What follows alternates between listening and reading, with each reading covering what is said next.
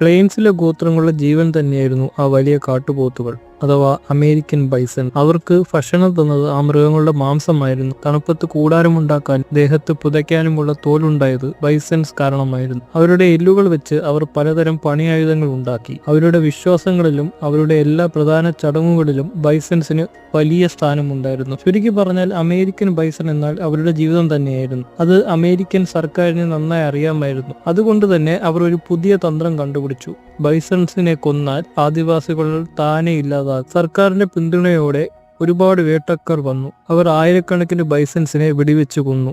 ട്രെയിനിൽ യാത്ര ചെയ്തുകൊണ്ട് തന്നെ ഈ ഹണ്ടേഴ്സ് വിനോദത്തിന് വേണ്ടി ബൈസൺസിനെ കൊന്ന ബൈസൺസിന്റെ തോലെല്ലാം അവർ പണത്തിന് വിറ്റു. എന്നാൽ ആ പാവം മൃഗങ്ങളുടെ മാംസം അവിടെ തന്നെ കിടന്ന് ചീഞ്ഞളിഞ്ഞു. വർഷങ്ങൾ അങ്ങനെ കടന്നുപോയി. ഏതാനും ദശകങ്ങൾക്കുള്ളിൽ 30 ലക്ഷത്തിലധികം ഉണ്ടായിരുന്ന ബൈസൺസിന്റെ എണ്ണം വെറും 500-ൽ താഴെയായി ചുരുങ്ങി.